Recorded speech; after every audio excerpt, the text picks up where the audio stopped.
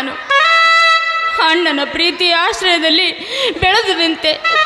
BA ಪದವೀಧರಾದ ನನ್ನಣ್ಣ ನೌಕರಿ ಇಲ್ಲದೆ ಬೀದಿ ಬೀದಿ ಅಲೆದಾಡಿ ಕಡೆಗೂ ಕೂಲಿ ಕೆಲಸ ಮಾಡಿ ಈ ತಂಗಿಯ ಬಾಳು ಬಂಗಾರವಾಗಲೆಂದು ಶ್ರೀಮಂತರ ವರವನ್ನು ನೋಡಿ ನನ್ನನ್ನು ಮದುವೆ ಮಾಡಿದರು.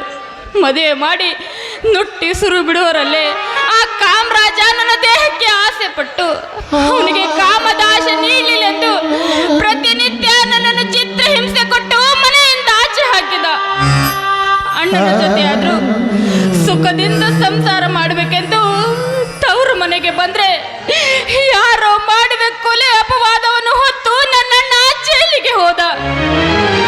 ಇನ್ನು ಯಾರಿಗಾಗಿ ನಾನು ಬದುಕಿರ್ಬೇಕು? ಇಲ್ಲ ನನ್ನಂತ ನಾತೆ ಈ ಭೂಮಿ ಮೇಲೆ ಬದುಕಿರ್ಬಾರ್ದು. ತಾಯಿ, ನನ್ನ ಪ್ರಾಣವಾದರೂ ತೆಗೆದುಕೊಂಡು ಸಂತೋಷ ಪಡು ತಾಯಿ, ಸಂತೋಷ ಪಡು.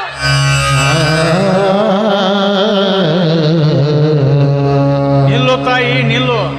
ಆತ್ಮಹತ್ಯೆ ಮಹಾಪಾಪ. ಯಾರು ನೀನು? ಯಾರಪ್ಪ ನಿನಗೆ ಹೇಳಿದು ಆತ್ಮಹತ್ಯೆ ಮಹಾಪಾಪ ಎಂದು? ಜೀವನದಲ್ಲಿ ಸುಖವಿಲ್ಲದಾಗ, ಜೀವನದಲ್ಲಿ ಯಾರು ಇಲ್ಲದಾಗ ಬದುಕಿದ್ದು ಏನ್ ಮಾಡ್ಬೇಕು ಈ ಭೂಮಿ ಮೇಲೆ?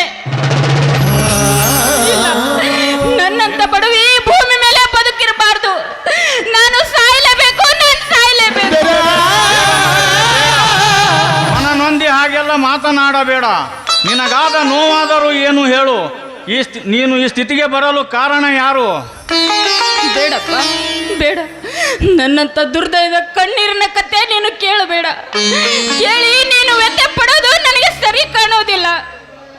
ಹಾಗೆಲ್ಲ ಭಾವಿಸಬೇಡ ಮಗಳೇ. ನೀನು ನನ್ನ ಮಗಳ ಸಮಾನ. ನನಗೆ ಯಾರೂ ಇಲ್ಲ, ನೀನೇ ನನ್ನ ಮಗಳೆಂದು ತಿಳಿಯುವೆ. ಈ ಶಿವನ ಪಡೆದ ತಂದೆಯ ಮುಂದೆ ನಿನಗಾದ ನೋವು ಹೇಳಮ್ಮ.